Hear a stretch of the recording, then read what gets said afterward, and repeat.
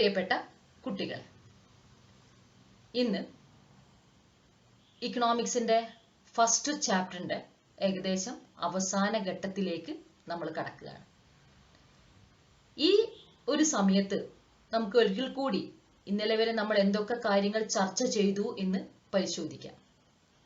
ആദ്യമായിട്ട് പറഞ്ഞത് സാമ്പത്തിക ശാസ്ത്രത്തിന്റെ അടിസ്ഥാനം മനുഷ്യന്റെ ആവശ്യങ്ങളാണ്. മനുഷ്യന്റെ ആവശ്യങ്ങളുടെ ഏറ്റവും പ്രധാനപ്പെട്ട പ്രത്യേകതയായിരുന്നു അത് അപരിമിതങ്ങളാണ് എന്നത്.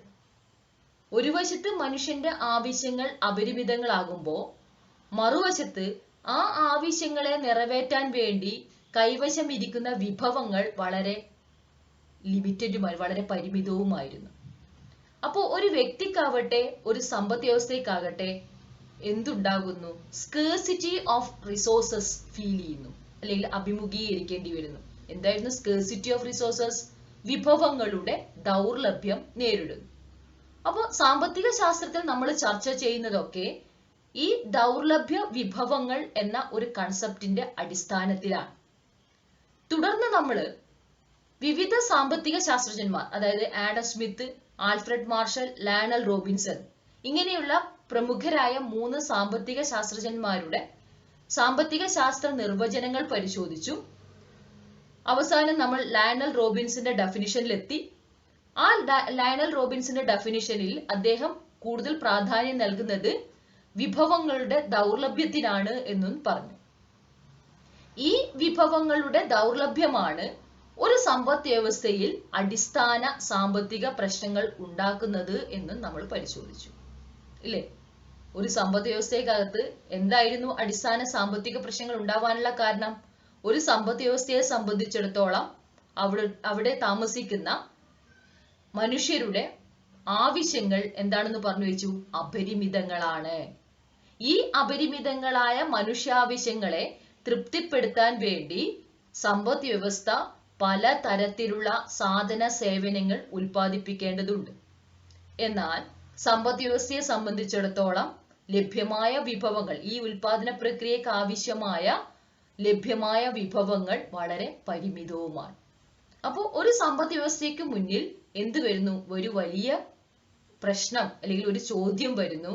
എങ്ങനെയാണ് അപരിമിതങ്ങളായ മനുഷ്യാവശ്യങ്ങളെ ഈ പരിമിതമായ വിഭവങ്ങൾ ഉപയോഗിച്ച് തൃപ്തിപ്പെടുത്തുക?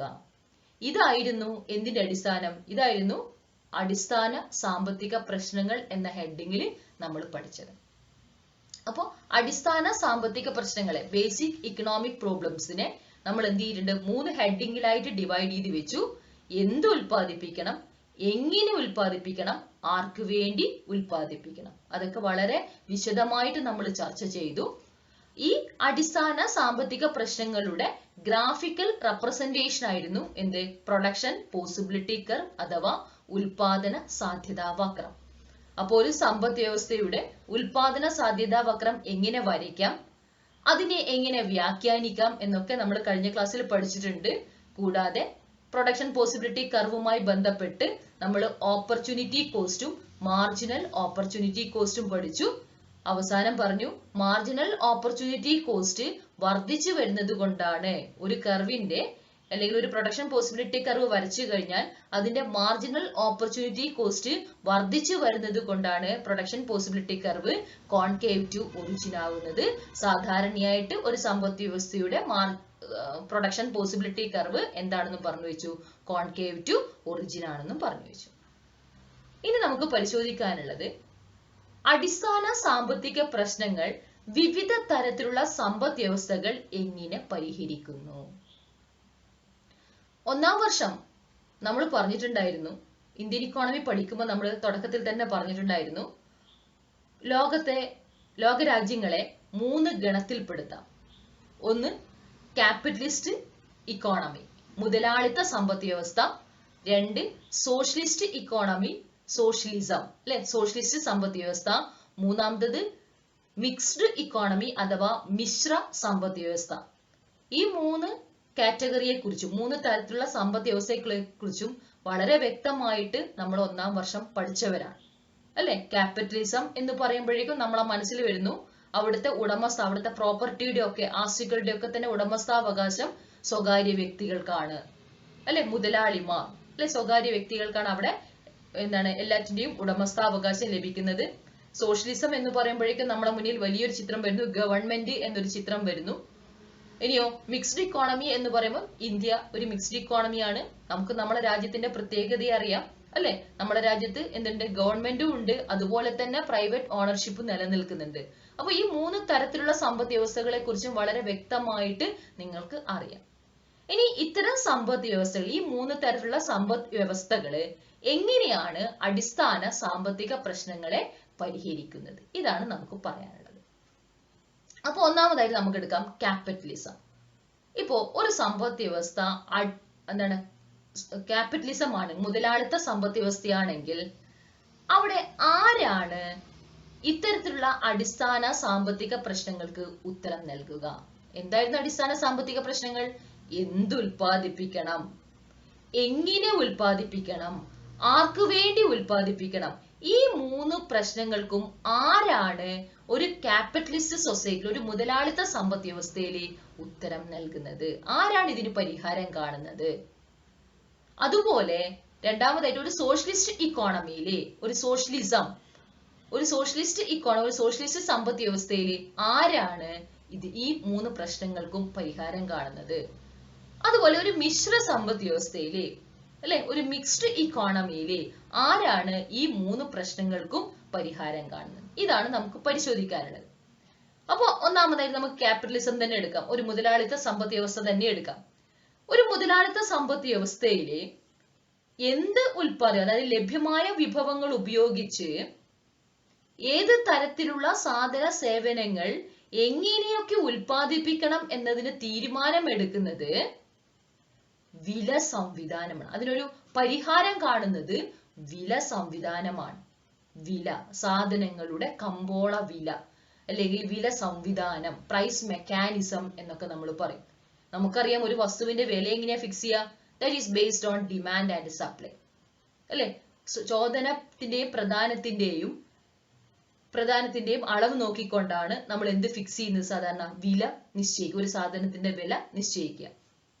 അതിനെയാണ് നമ്മൾ എന്താ പറയുക? വില സംവിധാനം. അപ്പോ ഒരു ക്യാപിറ്റലിസ്റ്റ് സൊസൈറ്റി, ഒരു മുതലാളിത്ത സമ്പദ് വ്യവസ്ഥയിൽ ഈ അടിസ്ഥാന സാമ്പത്തിക പ്രശ്നങ്ങൾക്ക് ഉത്തരം കൊടുക്കുന്നത് ആരാണ്? അവിടുത്തെ വില സംവിധാനമാണ് എന്ന് പറയാം. കമ്പോളത്തിലുള്ള വില സംവിധാനമാണ് ഇതിനൊരു ഉത്തരം കൊടുക്കുന്നത്. എന്ത് ഉൽപ്പാദിപ്പിക്കണം? കമ്പോളം തീരുമാനിക്കും, അല്ലെങ്കിൽ സാധനങ്ങളുടെ വില തീരുമാനിക്കട്ടെ.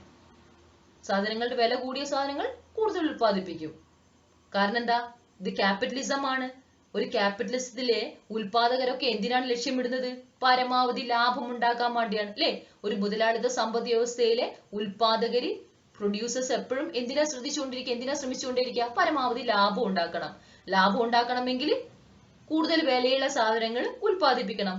അപ്പൊ തീർച്ചയായിട്ടും ലഭ്യമായ വിഭവങ്ങൾ ഉപയോഗിച്ചിട്ട് ഏത് തരത്തിലുള്ള സാധന സേവനങ്ങൾ എങ്ങനെയൊക്കെ ഉൽപ്പാദിപ്പിക്കണം എന്നത് തീരുമാനിക്കുന്നത് ഒരു ക്യാപിറ്റലിസ്റ്റ് സൊസൈറ്റിയിൽ ആര് തന്നെയാണ്?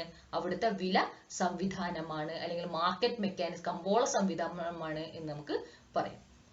എന്നാൽ രണ്ടാമത്തെ കാറ്റഗറി സോഷ്യലിസ്റ്റ് സമ്പദ് വ്യവസ്ഥ. ഒരു സോഷ്യലിസ്റ്റ് സമ്പദ് വ്യവസ്ഥയിൽ ആരായിരിക്കും ഇത് തീരുമാനിക്കുക? എന്ത് ഉൽപ്പാദിപ്പിക്കണം? ലഭ്യമായ വിഭവങ്ങൾ ഉപയോഗിച്ച് രാജ്യത്തിനകത്ത് ഏതൊക്കെ തരത്തിലുള്ള സാധന സേവനങ്ങൾ ഉൽപ്പാദിപ്പിക്കണം, എങ്ങനെ, ഏത് തരത്തിലുള്ള ടെക്നോളജി, ഏത് തരത്തിലുള്ള സാങ്കേതിക വിദ്യയാണ് ഉപയോഗിക്കേണ്ടത്, ഇതിനൊക്കെ തീരുമാനം ഉണ്ടാക്കുന്നതിൽ പരിഹാരം കാണുന്നത് അവിടുത്തെ ഗവൺമെന്റ് ആണ്. ഒരു സോഷ്യലിസ്റ്റ് സമ്പദ് വ്യവസ്ഥയിൽ നമുക്കറിയാം എന്തില്ല? സ്വകാര്യ ഉടമസ്ഥതയില്ല. എല്ലാം ആരുടെ ഉടമസ്ഥയിലാണ്? ഗവൺമെന്റിന്റെ ഉടമസ്ഥ. എല്ലാ പ്രോപ്പർട്ടിയും, എല്ലാ ഉൽപാദന ഘടകങ്ങളും ആരുടെ ഉടമസ്ഥയിലാണ്? ഗവൺമെന്റിന്റെ ഉടമസ്ഥയിലാണ്.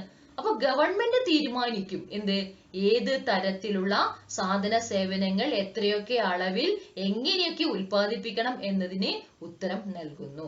ഗവൺമെന്റ് ആരുടെ സഹായത്തോടെ? With the help of planning commission, അല്ലെങ്കിൽ ആസൂത്രണ സംവിധാനത്തിലൂടെ. അപ്പൊ എന്ത് പറയാ?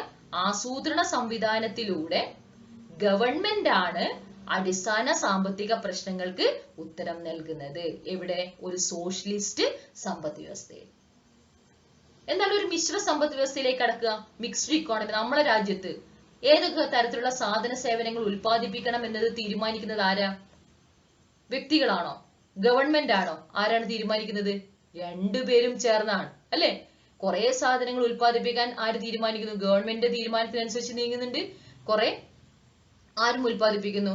പ്രൈവറ്റ് ഇൻഡിവിജ്വൽസ്, എന്താ പറയുക, സ്വകാര്യ വ്യക്തികളും ഉൽപ്പാദിപ്പിക്കും. കാരണം ഇവിടെയുള്ള ഉടമസ്ഥത, സാധനങ്ങളുടെ, സേവനങ്ങളുടെ അല്ലെങ്കിൽ ഉൽപാദന ഘടകങ്ങളുടെ, പ്രോപ്പർട്ടികളുടെ ഒക്കെ തന്നെ ഉടമസ്ഥത ഒരു വശത്ത് ഗവൺമെന്റും മറുവശത്ത് സ്വകാര്യ വ്യക്തി, രണ്ടുപേരും ചേർന്നാണ് ഉടമസ്ഥത കൈകാര്യം ചെയ്യുന്നത് അല്ലെ? സ്വകാര്യ വ്യക്തികളുടെ ഉടമസ്ഥയിലും ഉള്ളതുമുണ്ട്, അതുപോലെ ഗവൺമെന്റ് ഉടമസ്ഥയിലുള്ള പ്രോപ്പർട്ടികളും ഉണ്ട്. അപ്പൊ തീർച്ചയായിട്ടും ഒരു മിക്സ്ഡ് ഇക്കോണമിയിലെ എന്ത് ഉൽപ്പാദിപ്പിക്കണം, എങ്ങനെ ഉൽപ്പാദിപ്പിക്കണം, ആർക്ക് വേണ്ടി ഉൽപ്പാദിപ്പിക്കണം എന്ന ഇത്തരത്തിലുള്ള അടിസ്ഥാന സാമ്പത്തിക പ്രശ്നങ്ങൾക്ക് ഉത്തരം കൊടുക്കുന്നത് ഗവൺമെന്റും സ്വകാര്യ വ്യക്തികളും ഒരേ സമയം. അല്ലെങ്കിൽ മറ്റൊരു തരത്തിൽ പറഞ്ഞാൽ വില സംവിധാനവും ആസൂത്രണ സംവിധാനവും കൂടി ചേർന്നാണ് എന്തിന് ഉത്തരം കൊടുക്കുക? ഇത്തരത്തിലുള്ള പ്രശ്നങ്ങൾക്ക് ഉത്തരം കാണുന്നത്. ഇതാണ് 3 തരത്തിലുള്ള സമ്പദ് വ്യവസ്ഥയും അടിസ്ഥാന സാമ്പത്തിക പ്രശ്നങ്ങളും. ഓക്കെ, ഇനി അവസാനമായിട്ട് ഈ ചാപ്റ്ററിൽ ഒരു ചെറിയ കൺസെപ്റ്റ് എന്ന് പറഞ്ഞാൽ സാമ്പത്തിക ശാസ്ത്ര അപഗ്രഥനം 2 തരത്തിൽ നടത്താം. ഒന്ന് സൂക്ഷ്മ സാമ്പത്തിക ശാസ്ത്രാപഗ്രഥനവും രണ്ടാമത്തേത് സ്ഥൂല സാമ്പത്തിക ശാസ്ത്രാപഗ്രഥനവും. അതായത് മൈക്രോ ഇക്കണോമിക് അനാലിസിസ് എന്നും പറയും, മാക്രോ ഇക്കണോമിക് അനാലിസിസ് എന്നും പറയും. എന്താണ് ഇത് തമ്മിലുള്ള വ്യത്യാസം? ഈ മൈക്രോ ഇക്കണോമിക്സ് അല്ലെ സൂക്ഷ്മ സാമ്പത്തിക ശാസ്ത്രാപഗ്രഥനം എന്ന് പറഞ്ഞാൽ സാമ്പത്തിക ശാസ്ത്രത്തിന്റെ ചെറിയ ചെറിയ യൂണിറ്റുകളുടെ സാമ്പത്തിക പെരുമാറ്റത്തെ കുറിച്ചാണ് അത് പഠിപ്പിക്കുക. ഒരു കൺസ്യൂമർ എങ്ങനെ പെരുമാറുന്നു, ഒരു പ്രൊഡ്യൂസർ എങ്ങനെ പെരുമാറുന്നു, ഒരു സാധനത്തിന്റെ വില എങ്ങനെ ഫിക്സ് ചെയ്യുന്നു, ഇത്തരത്തിലുള്ള കാര്യങ്ങളാണ് നമ്മൾ ഇവിടെ പഠിക്കുക സൂക്ഷ്മ സാമ്പത്തിക അപഗ്രഥനത്തിൽ അല്ലെങ്കിൽ മൈക്രോ ഇക്കണോമിക് അനാലിസിസിൽ പഠിക്കുക. എന്നാൽ മാക്രോ ഇക്കണോമിക് അനാലിസിസ് ആകുമ്പോഴേക്കും അവിടെ പഠിക്കുന്നത് ദേശീയ വരുമാനം അല്ലെങ്കിൽ ഇവിടുത്തെ അൺഎംപ്ലോയ്മെന്റിനെ കുറിച്ച്, ഇന്ത്യൻ സമ്പദ് വ്യവസ്ഥയുടെ അൺഎംപ്ലോയ്മെന്റിനെ കുറിച്ച് പഠിക്കുക, ഇവിടുത്തെ നാഷണൽ ഇൻകത്തെ കുറിച്ച് പഠിക്കുക, പെർ ക്യാപിറ്റ ഇൻകത്തെ കുറിച്ച് പഠിക്കുക. എന്ന് പറഞ്ഞാൽ ടേക്കിംഗ് ആസ് എ ഹോൾ ഒരു മൊത്തത്തിലുള്ള വലിയൊരു കൺസെപ്റ്റിനെ കുറിച്ച് മൊത്തത്തിൽ പഠിക്കുമ്പോഴാണ് അത് ഏത് കൺസെപ്റ്റ് ആയിട്ട് വരുന്നു? That is macro economic analysis ആയിട്ട് വരും. അപ്പൊ നമുക്ക് ഇത്രയേ പറയാനുള്ളൂ. 2 തരം ബ്രാഞ്ച് ഉണ്ട് ഇക്കണോമിക്സിൽ. ഒന്ന് മൈക്രോ ഇക്കണോമിക് അനാലിസിസും രണ്ടാമത്തത് മാക്രോ ഇക്കണോമിക് അനാലിസിസ്.